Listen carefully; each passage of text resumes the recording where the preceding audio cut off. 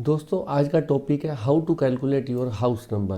क्योंकि नंबर्स हमारी लाइफ में बहुत इम्पैक्ट डाल रहे हैं, इसलिए हम हर चीज़ जो भी खरीदते हैं सोचते हैं कि क्यों ना उसको हम नंबर्स के आधार पर देख लें कि वो हमारे लिए अच्छा रहेगा या ख़राब रहेगा। भले आप किराए का मकान ले रहे हो, भले आप खरीद रहे हो।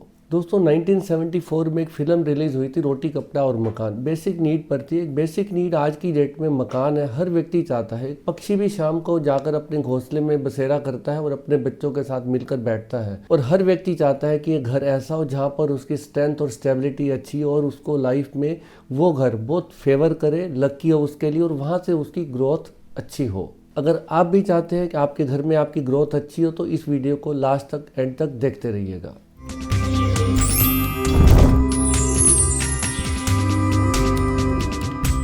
नमस्कार दोस्तों, मैं हूं सुरेंद्र खुराना, न्यूमरोलॉजिस्ट और वास्तु एक्सपर्ट। दोस्तों हर घर की एक एनर्जी होती है, हर घर में एक वाइब्रेशन होती है और उसी वाइब्रेशन से एक आदमी का माइंडसेट चलता है, उसी में उसको ग्रोथ मिलती है। दोस्तों लाखों रुपए लगाकर एक आदमी अपने घर को सजाता है, बट शुरू में वो ये नहीं सोचता कि अगर मैं नंबर्स भी देख लूँ, अगर वो नंबर चेक कर ले तो वही उसका पैसा उसको और सपोर्ट देगा उस घर को सजाने में, और वहाँ से उसकी जीवन की अच्छी शुरुआत भी हो सकती है, उसकी स्ट्रगल भी ख़त्म हो सकती है, या वहाँ पर जाकर उसकी स्ट्रगल बढ़ भी सकती है। दोस्तों आज मैं आपको बताऊंगा किस तरह से आपको कैलकुलेट करना है, चेक करना है कि आपका घर का नंबर कितना है। सपोज़ आपके घर का नंबर है 137। आप किसी भी एरिया में कहीं पे भी रहते हैं, कोई भी नंबर आपको अलॉट किया होगा। सपोज़ वो सिंपल है 137। आपको क्या करना है, 1 + 3 + 7 इनको टोटल कीजिए। इसका टोटल आया 2। सिंगल डिजिट में 2 कन्वर्ट करके आ गया। ठीक है, आपने टोटल कर लिया, ये आपके घर का टोटल 2 आ गया। अब आप अपने ड्राइवर कंडक्टर के साथ मैच करेंगे कि वो घर आपके लिए कितना सूटेबल है या कितना नहीं है। बट मैं आपको बता रहा हूँ आपको चेक कैसे करना है, टोटल कैलकुलेट कैसे करना है, क्योंकि लोगों को पता ही नहीं होता कि हमें कैलकुलेट कैसे करना है और कौन से नंबर्स को ऐड करना है या नहीं करना। दोस्तों इसके अलावा एक इक्वेशन और बन सकती है। सपोज़ किसी जगह पर, सपोज़ आप दिल्ली में रहते हैं, दिल्ली में किसी एरिया में आपको एक ब्लॉक है बी ब्लॉक। बी ब्लॉक में 137 हाउस नंबर मिला हुआ है, B137। ऐसे ही बी में 138 भी होगा, बी ब्लॉक में 139 भी होगा। तो वहाँ पर आपको बी को कैलकुलेट नहीं करना है, आपको ओनली आपके हाउस नंबर को ही कैलकुलेट करना है। 137 है तो 137 और 138 है तो 138 को ही कैलकुलेट करना है, बी को आपको कैलकुलेट नहीं करना है। क्योंकि बी स्टेगनेंट है, वो सबके लिए है। तो बी जो सबके लिए चीज़ है उसको आपको कैलकुलेट नहीं करना, जो आपके ऊपर अप्लाई हो रही है, चेंजिंग हो रही है, आपको उसी को कैलकुलेट करना है। दोस्तों दिल्ली जैसे शहर में एक सिचुएशन और होती है जिसमें क्या होता है, एक प्लॉट काट दिया जाता है, उसमें 4 हिस्सों में डिवाइड कर दिया जाता है। एक हिस्से को ए बोला जाता है, एक हिस्से को बी बोला जाता है, एक हिस्से को सी बोला जाता है और एक हिस्से को डी बोला जाता है। यानी कि 137 ए, 137 बी, 137 डी। उस केस में क्या करेंगे दोस्तों, उस केस में आप 137 जोड़िए, प्लस ए की वैल्यू 1 लिखिए, बी की वैल्यू 2 लिखिए, सी की वैल्यू 3 लिखिए और डी की वैल्यू 4 लिखिए, और वो भी उसी तरह से ऐड कर दिया जाएगा। जिसका ए प्लॉट होगा वो 137 ऐड करेगा उसमें, और जिसका बी वाला प्लॉट होगा वो 137 उसमें बी की वैल्यू 2 ऐड करेगा, और जिसका सी होगा वो 137 में सी यानी कि 3 नंबर को और ऐड कर देगा, और जिसका डी प्लॉट होगा वो 137 में डी यानी कि 4 नंबर और ऐड कर देगा।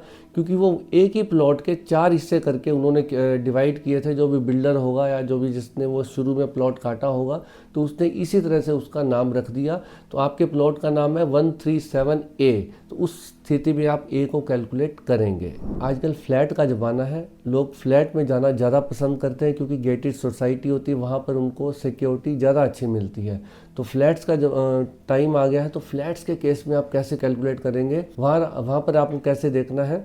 जैसे सपोज़ मैं किसी के फ्लैट को देखता हूँ, पूछता हूँ कि आपका क्या नंबर है, वो कहते हैं हमारा 8th फ्लोर पे 1 नंबर फ्लैट है। इट मीन्स वो जो लेटर आते हैं उनके पास, उसमें क्या लिखते हैं, सपोज़ महागुण अपार्टमेंट है, महागुण अपार्टमेंट फ्लैट नंबर 801। तो इसका मतलब 801 को हम कैलकुलेट करेंगे क्योंकि उनका जो पता है वो यही है 801। तो 8 + 0 + 1 इसको कैलकुलेट करेंगे। हम ऐसा नहीं करेंगे कि 8th फ्लोर है सिर्फ हम इसको 1 कैलकुलेट करें, 1 को नहीं कैलकुलेट करेंगे, क्योंकि उनका पूरा रिटर्न में जो मैटर जाता है, जो एड्रेस जाता है वो है 801। उसी हिसाब से उनका लेटर आता है। अब किसी का 802 है तो उसका 802 के हिसाब से आता है, तो इसी हिसाब से उनका 801 ही कैलकुलेट करेंगे, दूसरे का 802 कैलकुलेट करेंगे, ऐसे ही बढ़ता जाएगा। एक सिचुएशन दोस्तों और बनती है, किसी का ब्लॉक नंबर 6 है या वार्ड नंबर 6 है, वार्ड नंबर 6/611, यानी कि वार्ड नंबर नहीं भी लिखा हो, 6/611 इतना भी लिखा हो, तब हम 6 को कैलकुलेट नहीं करेंगे, स्लैश को कैलकुलेट नहीं करेंगे, ओनली 611 को कैलकुलेट करेंगे, यानी कि वो वाला हाउस का नंबर हुआ 6 + 1 + 1 = 8। तो दोस्तों मैंने मोटे तौर पर आपको बताया आपको अपने हाउस का नंबर कैलकुलेट कैसे करना है। लोगों को इतना ही नहीं पता होता कि कैसे कैलकुलेट किया जाएगा न्यूमरोलॉजी के हिसाब से, क्योंकि उनको कन्फ्यूज़न रहता है कि हमें A B C D बीच में स्लैश ये सब कैलकुलेट करना है या नहीं करना। इसलिए मैंने सोचा आज इस पर एक वीडियो बनाया जाए और आपको ये थोड़ा बताया जाए कि किस चीज़ को आपको कैलकुलेशन के टाइम में ऐड करना है या किसी को नहीं करना। तो दोस्तों लास्ट बट नॉट लीस्ट, मोटे तौर पर आप समझ लीजिए कि आपके अगर हाउस का नंबर 4 और 8 आता है तो आपको वो घर ना तो किराए के लिए लेना चाहिए और ना उसमें रहना चाहिए। वहाँ पर आपको उतनी स्ट्रेंथ और स्टेबिलिटी नहीं मिल पाएगी और आपकी लाइफ लॉन्ग वहाँ पर स्ट्रगल बनती रहेगी। ऐसा मैंने बहुत सारी केस स्टडीज़ में देखा है। और ऐसा मैं क्यों कह रहा हूँ, उसके पीछे लॉजिक है। 4 नंबर किसका होता है? राहु का होता है। राहु स्ट्रगलिंग प्लैनेट है, इसलिए 4 नंबर वाले घर में व्यक्ति को नहीं रहना चाहिए, अवॉइड करना चाहिए।